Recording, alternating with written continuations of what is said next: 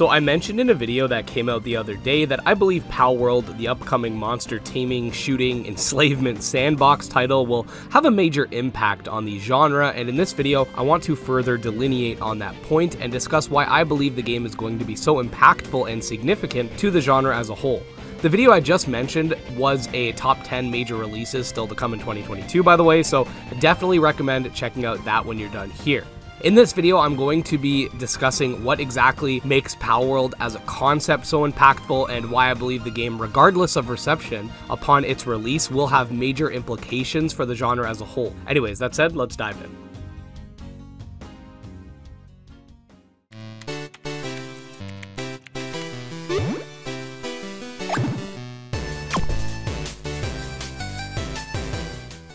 Alright, so if you've been living under a rock or are new to the channel, Palworld was revealed a while back to be this third-person shooter, monster taming sandbox where the creatures of this world, or pals, could be trained and utilized in combat and even for farming purposes. You could even go as far as to hunt and shoot the pals in order to eat their meat. Now, to a lot of people, this game has come across as nothing more than a meme, but as I've mentioned on numerous occasions, I think that this game is more than just the surface-level shock factor presented by its trailer. The idea of people abusing and using their monsters for protection exists within almost every monster taming franchise, especially with games like Pokemon, but generally the violence and more animalistic traits of, let's say, Pokemon and people are swept under the rug and only really referenced in dialogue or through the Pokedex entries, with some obvious exceptions like the Ghost of the Dead Marowak, but I digress. Palworld, on the other hand, brings forth these undertones that are already present within the genre, but instead to the forefront and features it as a main staple. Now, they have stated on Steam and in other areas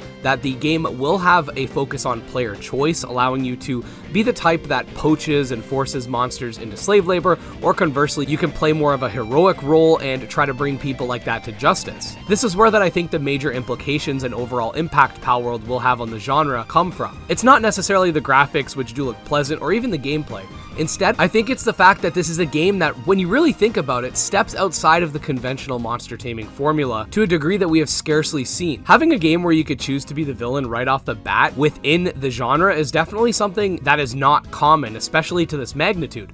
Monster Crown, for example, allows for a choice near the end of the game to either walk upon the path of the hero or the Dark Messiah, but up until that point, you're really just playing the hero role, and none of your choices early on really affect that. Kind of like the two standard endings in Dark Souls, where you link the flame or you walk out. That last decision is all that really matters, and there's nothing inherently wrong about that, but this feels like a mostly untapped avenue. I'm sure that someone in the comments will be able to find a game that does just this, perhaps a more classic monster taming game, or something from the SMT franchise, which I will get to in a bit, but in most instances, those games are more niche for their time, but from what I've seen with Palworld, I don't think it's going to be a niche title, because of its premise and its sort of memeable trailers and shock value. I think that this game will end up really impacting what types of monster taming games we see in the future as well, whether or not the game itself is good. I have seen a lot of reservations from people who didn't like Craftopia, which is another game that they made, but when we're specifically talking about the genre as a whole and its impact, I do think that regardless of any criticism or praise that this game gets, it will have a major effect nonetheless. If the game is good, then you're going to see more developers want to emulate these themes and explore the more villainous route that a lot of monster tamer games overlook.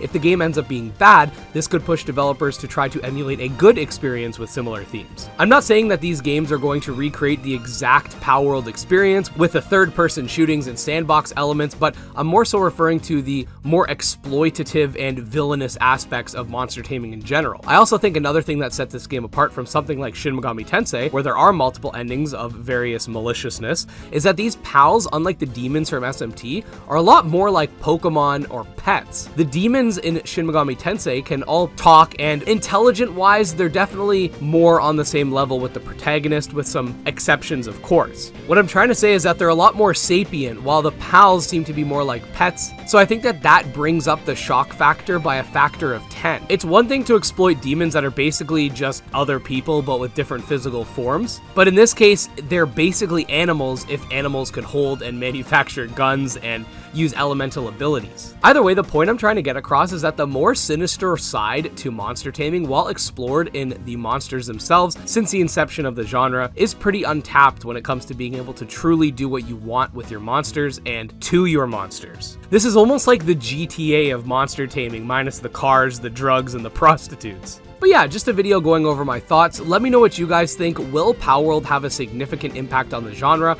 or am I just crazy? On that note, I do want to say, if my voice sounds terrible, I do apologize. I'm sick for the 3rd time in a row. I don't know what the heck is happening to my body, but I had a really bad flu like 2 months ago, then I got COVID a month later, and now I'm sick with something else 2 weeks later. So I'm hanging in there. I'm still creating content for you guys, so make sure to subscribe for daily uploads. And you can also check out my Twitter, my Discord, my Patreon, all links below. Special thanks to my patrons, especially Jim Hamilton, Steel Case, Dark Persona, and Dro Ghost. And with that, we'll see you guys next time.